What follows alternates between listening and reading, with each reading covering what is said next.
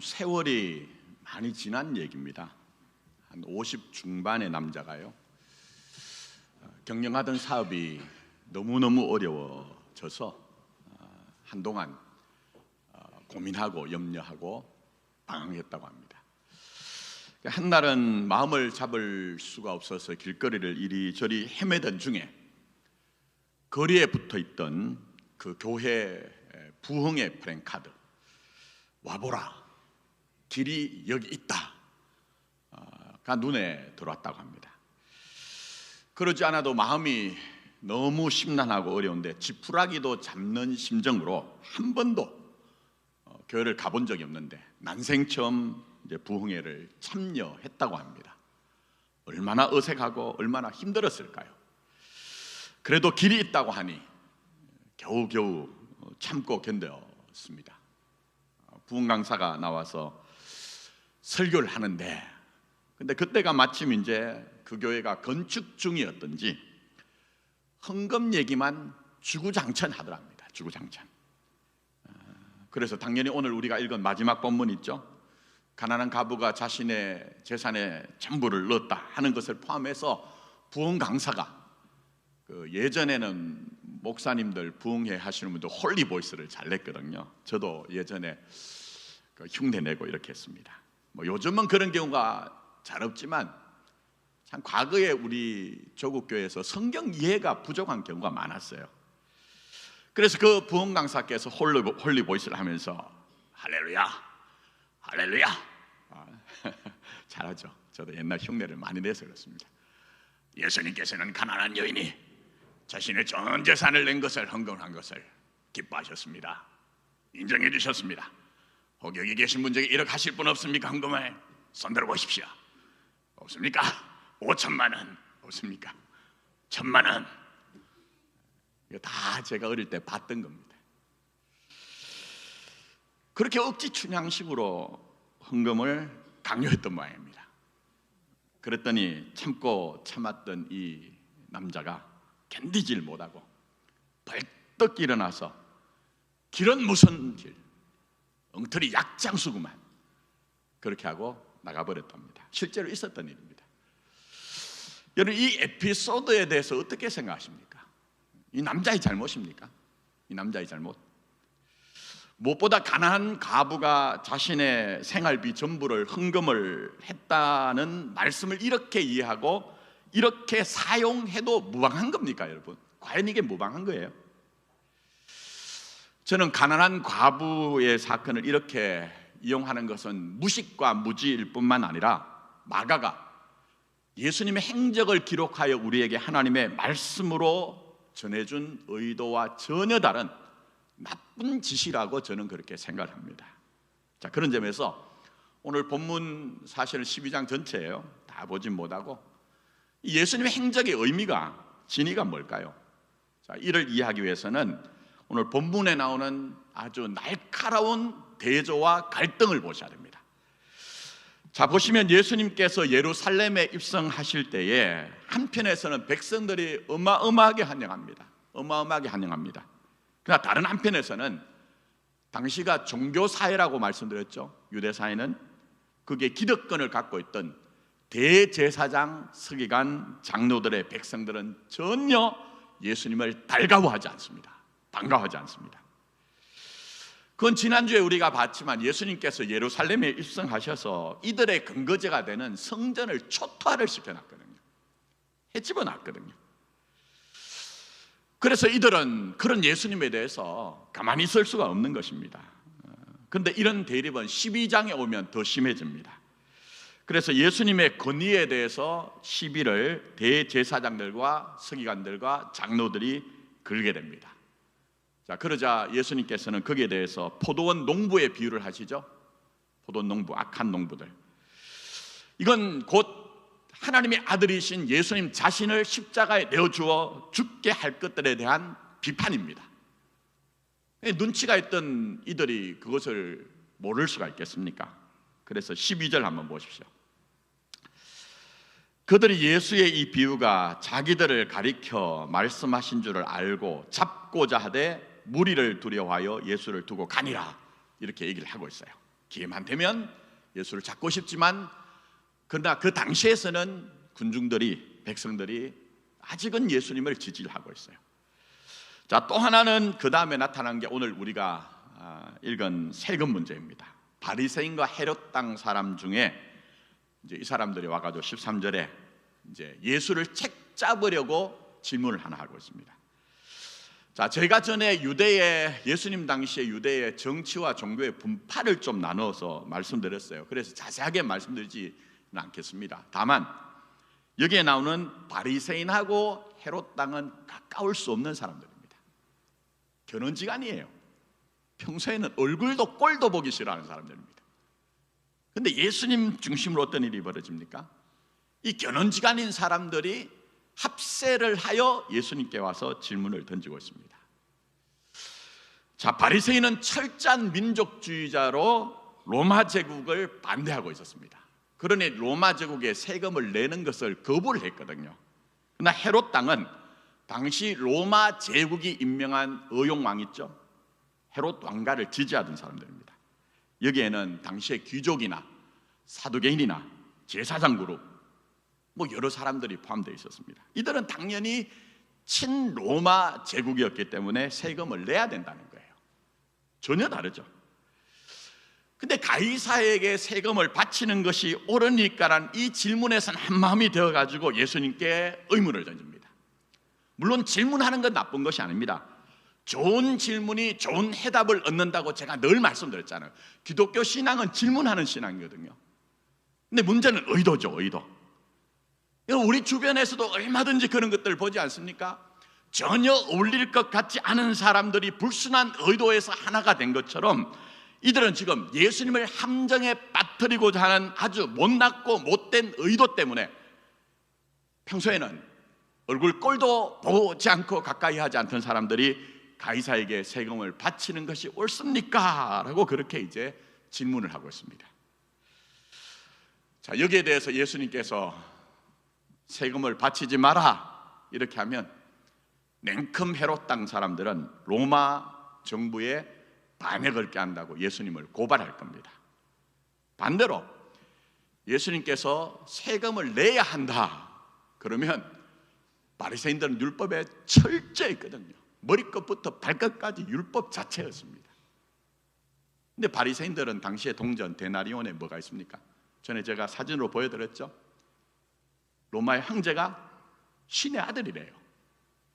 바리새인들은 이 동전 하나 가지고도 이거 신성모독이다, 신성모독이다, 율법을 지금 거치는 것이다 그렇게 했거든요. 만약 세금을 내라 하면 종교법으로 예수님을 걸려고 한 겁니다. 자, 그런데 이들의 행동에 대해서 복음을 기록한 누가복음 20장에 정탐이라는 말을 씁니다. 정탐, 간첩이라는 거예요. 스파이라는 거예요. 이 표현이 적나라한 것이 제가 말씀드린 것처럼 당시 유대는 종교사회였습니다. 오늘날 민주주의 사회, 시민사회에서 여든 야든 어떤 정치인들이든 뭐라고 합니까? 우리는 누굴 위해 산다고 얘기하죠? 국민을 위해서. 여든 야든 다 국민을 위해서. 근데 예수님 당시는 유대사회는 종교사회이기 때문에 바리새인이든 입장이 다른 서기관들이든 대제사장 아니면 백성들의 장로들이든 전부 다 그들은 그들 입으로는 우리는 하나님을 위해 이거였어요. 그러나 누가는 그렇게 보지 않습니다. 간첩이랍니다. 스파이랍니다. 그래서 누가복음 20장 20절에 이에 그들이 엿보다가 예수를 총독의 다스림과 권세 아래에 넘기려 하여. 무슨 얘기입니까? 진짜 하나님께 마음을 두고 하나님을 위한다면 누구의 통치를 받아야 되죠? 누구의 통치? 여러분, 누구의 통치와 다스림 속에서 하는 겁니까? 대통령입니까? 국회의원입니까? 현상적으로는 그럴 수 있지만 우리의 신앙의 고백은 내가 비록 몸으로는 이 땅에 살면서 대통령과 국회의원과 권위자들이 우리를 통치하고 다스리는 것 같지만 실제적으로 우리 전부를 다스리는 분은 하나님 한 분입니다. 이거 고백 아닙니까? 그게 신자의 고백이거든요. 근데 지금 이들은 우리는 하나님을 위해 존재하고 하나님을 위해 삽니다, 그렇게 얘기를 하는 당시에 그 어떤 세력을 진 종교 지도자들, 백성들의 지도자들이 실제적으로는 그렇지 않다는 것을 지금 이제 드러내고 있는 거예요. 마가도 마찬가지입니다. 누가만 그런 게 아니고. 그래서 예수님 공생에 시작되면서 시작된 딴지가요, 이제 예루살렘에 입성하고 말씀드린 대로 아주 막 최고조에 달하게 됩니다. 그래서 오늘 본문에 나오는 부활에 대한 질문도 진리에 대한 목마름이 아닙니다. 사두개인이 질문하죠. 진리에 대한 목마름이 아니라 예수님을 걸고자 하는 것입니다. 그 다음 가장 큰 계명이 뭔가 질문하는 서기관의 질문도 다 마찬가지입니다. 이게 어디에 걸리느냐, 12장 1절부터 12절에 나오는 예수님께서 말씀하신 비유죠. 포도내 농부 주인이 있었다. 세를 받기 위해서 종들을 보냈더니 그 종들을 죽여버렸다, 그 가수원을 맡아 일하던 농부들이. 나중에 주인은 최종적으로 누구를 보내죠? 자신의 아들 보낸다, 이 얘기를 하는데 바로 여기에 다 걸리는 겁니다. 결국 이 사건을 통해 예수님께서 말씀하신 게 뭡니까? 진짜 하나님의 백성들이 그 마음을 하나님께 두고 살고 있느냐 하는 거예요. 바리새인이나 헤롯 당이나 대제사장이나 백성들의 서기관, 백성들의 장로들이 그렇게 우리는 하나님을 위해서 존재한다고 얘기를 하고 우리의 모든 행위는 하나님을 위한 것이라고 그렇게 전가의 보도처럼 내세우고 있지만, 실제적으로는 하나님의 아들이신 예수를 십자가에 내어주고 죽게 하여 그들의 그런 말들, 그들의 그런 진심을 확인해달라는 어떤 그들의 표현들, 전부 다 하나님의 편에 선 것이 아니라는 것을 지금 폭로를 하고 있는 것이죠. 반면 자신의 생활비 전부를 가난한 가부가 헌금을 했다, 헌금 많이 하라는 얘기입니까? 그런 시대 속에서도 이름 없는 한 무명의 여인은, 이 여인은 누구께 마음을 둔 거죠? 실제로 하나님께 마음 둔 거예요. 밖으로 드러날 때 어마어마하게 하나님을 위해 산다고 생각하던 그 당시의 종교인들, 그러나 이 땅의 죄의 역사, 반역의 역사 가운데 오셔서 구속의 대속물로 자신을 주어 그 구원하실 예수를 십자가에 몰아 척살한 것은 정작 그들이 하나님께 마음을 둔 것이 아닌 것이 판명되었다면 이 가난한 여인 과부입니다. 과부는 오늘날 혼자 되신 분과 비교가 될 수 없을 정도로 비참한 생활을 살아야 합니다. 그러나 그런 한 여인이 하나님께 마음을 둔 것이다, 하나님께 마음을 둔 것이다. 그런 점에서 하나님은 우리에게 외모를 보시는 분이 아니라 중심의 진실을 보시는 분이에요. 저는 오늘도 이 예배 가운데 있는 여러분들이 여러분의 마음이 하나님께 있기를 원합니다. 여러분이 과거에 이 교회에서 어떤 업적과 발자취를 가지고 사람들의 인정을 받고 칭찬을 받고 주목을 받았느냐 하는 것이 중요한 것이 아니라 지금 이 시간 여러분의 마음이 하나님께 있느냐, 그거 살펴보시고 우리 인생이 하나님을 마음에 두고 살았으면 좋겠다는 겁니다. 그런 점에서 오늘 이 본문의 헌금 얘기는 헌금하라는 얘기는 아니겠죠, 그죠? 제가 나중에 헌금에 대해서도 여러분 조금 성경에 대한 이해가 깊어지면 헌금에 대해서도 제가 기존 우리가 가지고 있는 헌금의 의식의 내용들, 구조를 좀 바꾸기 위해서 거침없이 얘기하겠습니다. 그때는 진짜 얘기해야 됩니다. 너무 잘못돼가지고. 그러나 헌금 얘기하자면 원리는 그거죠. 뭡니까? 믿음대로 하나님의 나라의 필요에 응답하면서, 그러나 자신의 형편껏, 이것만 생각하시면 됩니다. 그게 진짜 헌금이 된 겁니다. 이건 제가 11조부터 시작해서 전부 다 성경적으로 하나하나 정리를 하려고 합니다. 아직은 제가 그렇게 내놓으면, 제가 아는 존경하는 선배 목사님은 그 교회는 그렇게 바꿨어요. 기존에 내려오는 대로 하지 않고 성경적인 헌금을 연보로 바꾼다. 아직은 제가 그렇게 끄집어냈을 때 여러분들이 힘들어하실 것 같아서, 믿음대로 하나님 나라의 요구에 응답하면서 자신의 형편 따라 이렇게 하시면 됩니다. 그러니 이 본문의 말씀을 갖고 제가 시작하면서 말씀드린 어떤 에피소드의 부흥 강사처럼 그런 얘기를 한다고 하는 것은 결국 그 사람의 마음이 어디 있는 겁니까? 물론 부흥 강사 목사가 그 교회의 필요 때문에 그렇게 할 수밖에 없었다는 것을 우리가 또 이해는 할 수가 있지만, 그러나 결국 그런 것들은 전부 다 어떤 면에서는요, 목사가 하나님께 마음이 있는 것이 아니라 재물에 마음이 있다, 이거 우리에게 보여주는 거죠. 이건 제가 말씀드리고 싶은 것이 건축을 하는 그 교회에서 건축 문제로 헌금을 강요했기 때문에 잘못되었다는 것이 아니고, 여러분이 이 교회에 오셔서 하시는 모든 것들은 전부 다 어떻게 돼야 됩니까? 목사인 저는 지금 이 자리에 서서 설교하는 것이 여러분을 보고 설교하는 것이 아니라 궁극적으로는 하나님께 마음을 두고 설교해야 되는 겁니다. 오늘 찬양대가 아름다운 찬양을 했지만, 찬양할 때에 이 찬양은 궁극적으로 성도들이 듣고 감동하라는 것이 아니라 하나님께 마음을 두고 찬양하는 것이어야 됩니다. 이렇게 표현이 어눌하고 때로는 설교가 직설적이어서 불편한 설교를 듣는 여러분도 이 못난 목사를 보는 것이 아니라 이 부족한 설교를 들을 때 마음은 하나님께 두고 하나님의 말씀을 들어야 되는 겁니다. 저는 그렇습니다. 제가 남은 기간 동안 목회하는 동안 이 하나만 해결하면 나는 하나님이 이 교회에 보낸 하나님의 목적을 성취하는 것이다, 그런 마음 가지고 지금 목회를 하고 있습니다. 하나님께 마음 두십시오. 신자가 하나님께 마음 두지 않는 것은 전부 다 엉터리, 위선, 가식, 자기를 위한 것으로 드러날 수밖에 없습니다. 이건 목사에 관한 얘기만 그런 것이 아닙니다. 절대 그렇지 않습니다. 저도 만만찮은 세월을 목회를 해왔지 않습니까? 전에 한번 이런 일이 있었습니다. 예수님께서 열매를 보면 나무를 안다고 하셨기 때문에 한 교회의 중직자가 되기 위해서는 그분의 신앙의 어떤 내용들을 있어야 됩니다 하고 제가 전에 한번 그런 얘기를 했습니다.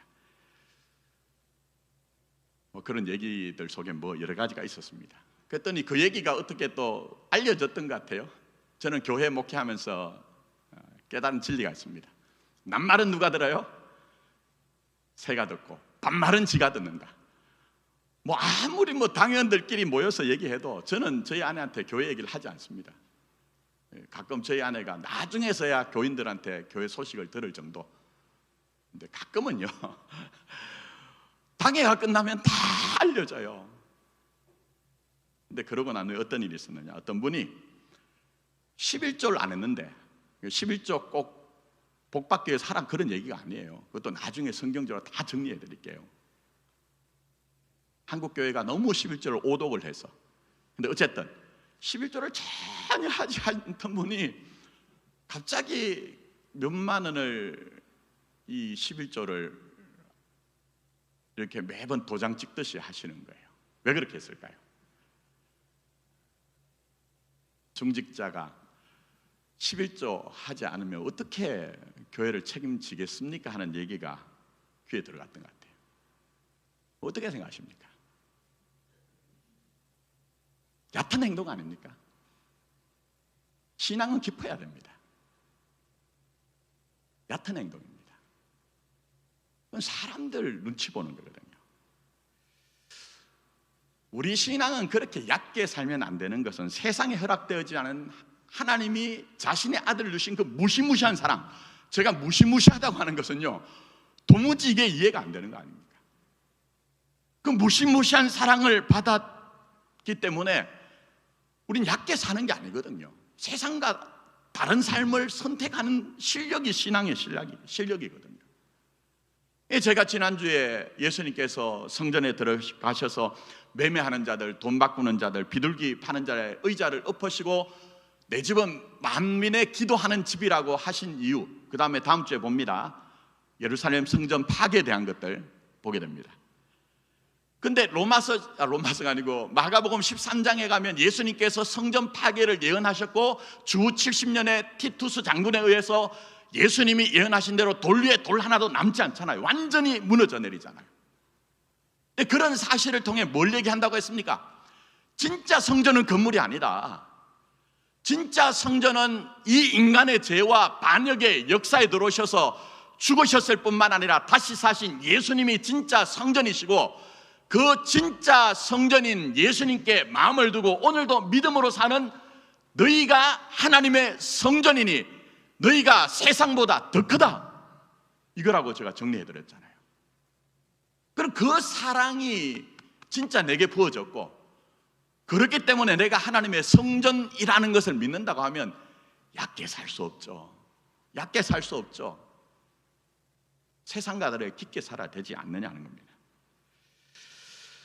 자, 그런 점에서 다시 확인하십시오. 오늘 본문에 뭐가 보이십니까? 당대 가장 신앙적이라고 자부했던 대제사장, 서기관, 바리새인, 사두개인을 비롯한 수많은 사람들, 정작 자신들의 역사와 현실 속에 오신 예수님 사사건건 시비를 걸고 함정에 빠뜨리려고 합니다. 이런 모습이 뭡니까? 자, 38절, 40절 다시 한번 보십시오. 저는 감동을 주기 하는 게 아니라 제가 이 자리에 없어도 여러분이 성경을 보는 눈을 뜨게 하기 위해서 성경을 함께 봅니다. 자, 38절, 40절 보십시오.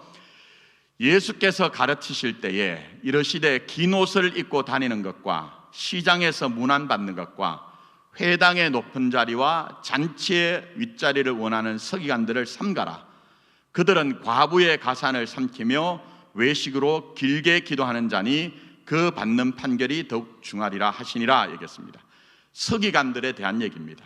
그러나 이것은 서기관들에 대한 얘기만 아니라 12장 전체에 나오는 하나님을 위해 산다고 생각하는 종교인들, 그들이 입술로는 하나님 하나님 전가의 모도처럼 외치고 있지만 그들의 속에서는 왜곡된 탐욕이 그들의 주인이란 것을 지금 드러내고 있는 겁니다. 지적하는 겁니다. 질타하고 있는 겁니다.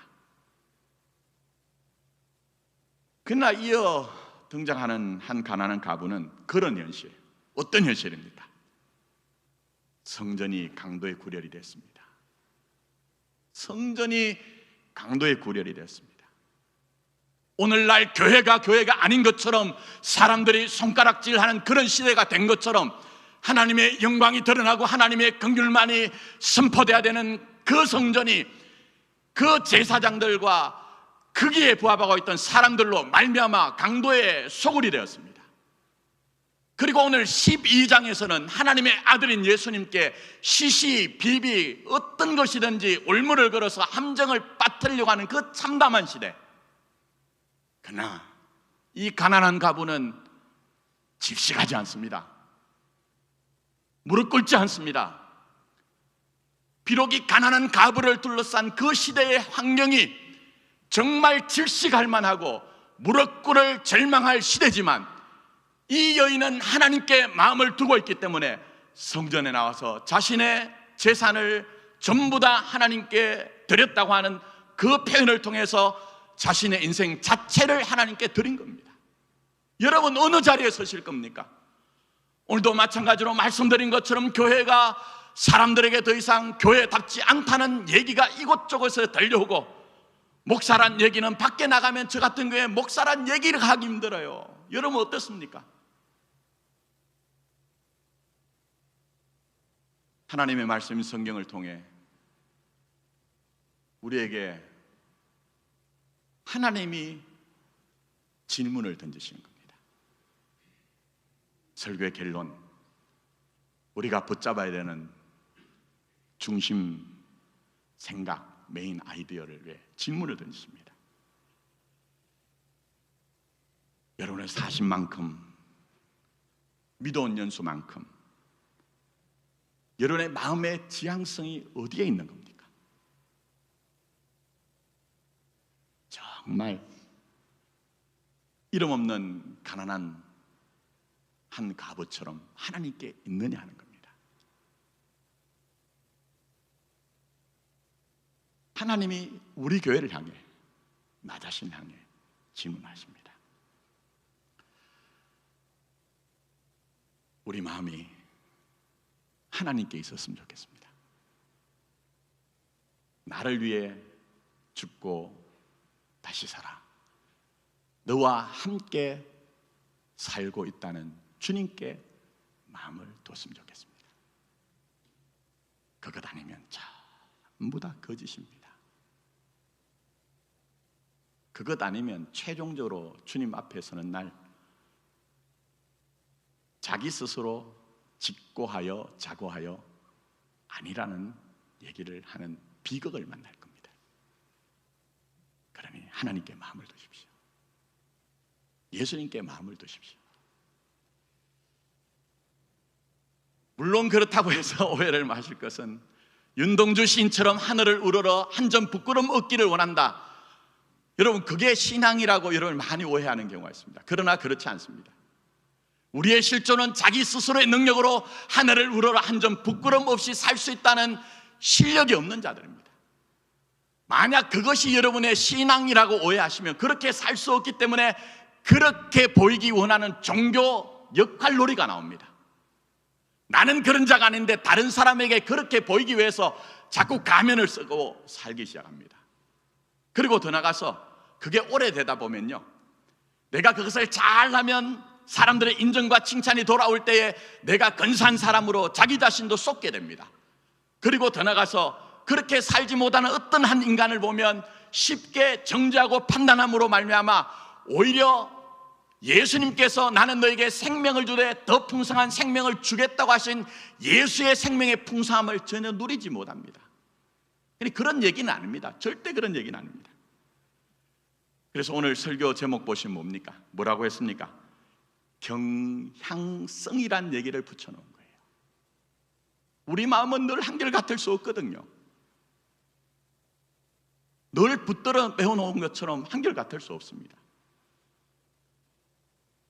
그러나 선형적으로 누적된 세월이 길어지면 길어질수록 내가 정말 예수께 진심을 가진 그 시간이 길어지면 길어질수록 예수를 향한 그 우리의 마음은 선형적으로 그쪽으로 지금 향하고 있느냐 하는 것들을 우리가 봐야 된다는 것입니다.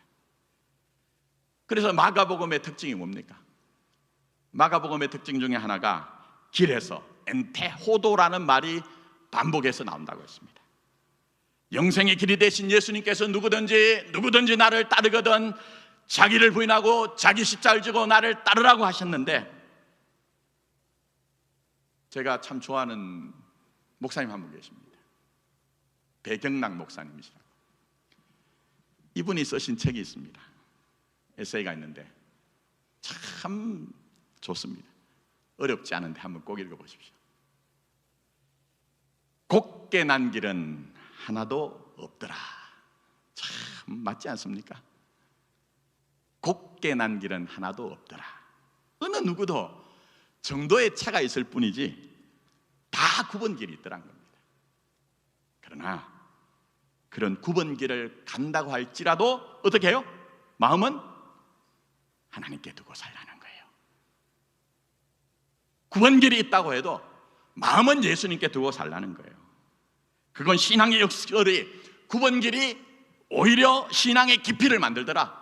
굽은 길이 오히려 인생의 멋짐을 만들어내더라는 겁니다. 그 대표적인 예로 제가 새벽에 사무엘서를 묵상을 하면서 다윗 얘기했지 않습니까? 길게 말씀드릴 수는 없고 시간상, 여러분 아신 것처럼 다윗은 평소에 하나님께 마음을 두고 살았잖아요. 어느 정도냐? 사울을 2번이나 죽일 수 있는 절호의 기회가 왔으나 하나님께 마음을 두고 살았기 때문에 하나님께서 기름 부음 받은 자를 어떻게 내가 함부로 할 수 있겠느냐고 살려뒀잖아요. 그런데 어떻게 됩니까? 그런 다윗도 밧세바 사건에서는 결정적으로 와장창 무너지잖아요. 그리고 죄를 감추느라 충신 우리아를 죽이는 거기까지 무너집니다. 그러나 인간은 감추어도 하나님은 드러내십니다. 이게 중요합니다. 인간은 감추어도 하나님은 드러내세요. 그러나 폭로가 목적이 아닙니다. 찢어서 써나 싸매어 주셔 회복시키는 것이 하나님의 목적입니다. 그래서 결국 다윗이 어떻게 됩니까? 하나님께 마음 두는 것을 회복하죠. 회복합니다. 그래서 우리 지난 제수요일부터 시작한 사순절 묵상집 첫 시작이 시편 51편이었죠. 함께 참여하신 분들은 아실 겁니다. 그래서 시편 51편 4절에 주님께만, 오직 주님께만 나는 죄를 지었습니다. 이거는 내가 인간들에게 죄를 지어놓고 뻔뻔하게 나는 그 사람들과 상관없다는 얘기가 아니라 죄는 궁극적으로 하나님과의 관계 문제라는 거예요. 또 5절에 이렇게 얘기하죠. 내가 죄악 중에 출생하였으며 어머니가 죄 중에서 나를 잉태하였나이다.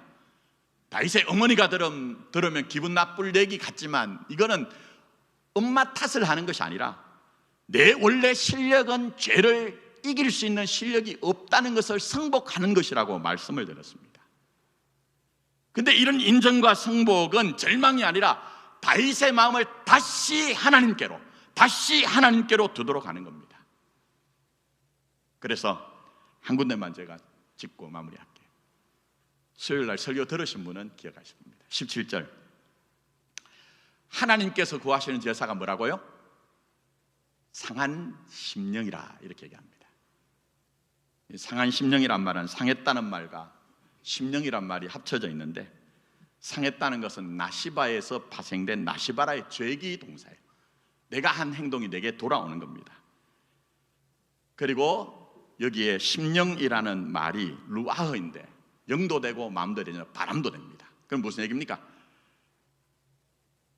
다윗이 시편에서 1편에서 얘기한 것처럼 주야로 여호와의 말씀을 묵상하면서 자신이 한결같이 하나님께 마음을 둬야 됐는데, 그러나 자기 마음이 갈갈이 찢겨진 바람 같더라는 거예요. 내가 내 마음 하나 어떻게 하지 못하겠더라는 거예요. 그 다른 왕들은 전부 다 전쟁터에 나갈 때 자기는 전쟁터에 나가지 않고 늦잠을 자다가 일어나서 늦게 옥상에 거닐다가 목욕을 하는 여인을 보고 넘어졌잖아요. 물론 이 말씀을 가지고 밧세바가 유혹했다, 이거 전부 다 엉터리 얘기입니다. 그건 제가 이미 수요일날 말씀드렸습니다. 그러나 밧세바 사건에서만은 분명 하나님께 마음을 둬야 되는 다윗이 마음이 분산된 거예요. 하나님 그냥 두시지 않죠. 마음을 회복시키십니다. 그래서 하나님 앞에 나와서 하나님, 제게 한결같은 하나님의 사랑을 부어주십시오. 내 안에 정한 마음과 정직한 영을 내게 부어주십시오. 하나님, 나에게 구원의 감격을, 기쁨을 빼앗아 가지 말아 주십시오라고 하나님 자신을 애원하는 자가 됩니다. 여러분, 신앙이 뭡니까? 우리가 이것도 필요하고 저것도 필요하지만, 그래서 우리가 많은 기도의 제목을 안고 비명과 눈물 속에서 간구하지만 결국 마지막에 가면 하나님 자신을 구하는 것, 그래서 내 마음을 하나님께 두는 것, 이걸 지금 다윗이 우리에게 모델로, 모본으로 보여주고 있는 겁니다. 그는 이제 말씀 맺으면서 세상과 신자의 다름이 뭐죠? 저 이렇게 자꾸 질문을 던지니까 확 힘들어하세요. 세상과 신자의 다름은 다른 조건으로 판별되는 건 아무것도 없습니다. 나는 25시간을 사는데 예수 안 믿으니까 24시간을 산다, 이럴 수 없죠? 우리도 다 24시간 삽니다. 지금 배가 고픈데 예수 안 믿는 사람들은 밥을 먹어야 배가 부르고 에너지가 나오는데, 우리는 밥 안 먹고 배부를 줄 믿습니다. 배울 줄 믿습니다. 그런다고 배가 부르지 않습니다. 모든 조건은 다 같습니다. 남들이 실패할 때 나도 실패할 가능성이 있어요. 남들이 넘어질 때 나도 넘어질 수 있어요. 남들이 죄악 가운데 신음하고 탄식할 때 우리도 그럴 수 있습니다. 그러나 하나님은 신자 인생을 어떻게 하십니까? 그조차 사용하여 자신에게로 우리 인생을 끌어당기시더라. 끌어당기시더라. 그래서 로마서 5장 20절에 사도 바울이 어마어마한 얘기 하시죠. 뭐라고 하십니까? 죄가 더한 곳에 어떻게 해요? 은혜가 더욱 넘쳤다. 죄가 단 곳에 은혜가 더욱 넘쳤다고 얘기하는 겁니다. 그러니 여러분, 하나님께 마음을 두는 것, 나를 위해 죽고 다시 사신 예수님께 마음을 두는 것이 여러분의 특권이요, 은총이요, 하나님의 축복인 것을 알고 이 사순절 첫째 주간을 시작하면서 어떤 형편에 있든지 여러분 마음을 하나님께, 예수님께 둘 수 있는 그 마음 가지고 살았으면 좋겠습니다. 이제 말씀 맺으면서 너무 여러분이 저를 보고 심각하게 막 째려보시는 것 같아가지고 농담이고요. 한 가지 얘기로 시작했으니 얘기로 마치도록 하겠습니다. 도둑질 하던 한 사람이요, 도둑질이 만만치 않잖아요. 늘 불안하고 두렵고 마음의 위안을 얻으려고 교회를 갔다고 합니다. 갔더니 교회 목사가 처음 교회 오셨다고 감사하다고 성경책을 주면서 성경을 꼭 읽으십시오. 성경에는 하나님께서 당신을 위한 귀한 말씀을 많이 기록해 놨습니다. 그렇게 얘기를 했대요. 그래서 이 사람이 그 말 듣고 와가지고 정말 성경을 열심히 읽었대요. 근데 어느 날 또 도둑질을 하러 가려고 하는데 마음의 두려움과 불안, 염려가 몰려오고 엄습하는 거예요. 그래서 이 사람이 이제 기도를 잘 모르지만 간절하게 기도를 했답니다. 제게 꼭 유익한 말씀을 주십시오 하고 성경책을 폈다고 합니다. 폈더니 이사야 41장 10절 말씀이 펴졌다고 합니다. 아시죠? 뭐라고 합니까? 41장 10절이 뭡니까? 두려워하지 말라. 내가 너와 함께함이라. 놀라지 말라. 나는 내 하나님이 됨이라. 내가 너를 굳세게 하리라. 참으로 너를 도와주리라. 참으로 나의 의로운 오른손으로 너를 붙들리라. 그래서 굉장한 위안을 얻고 그날의 임무를 완수했다고 합니다. 그 후로도 이 도둑은 이런 모습을 멈추지 않았대요.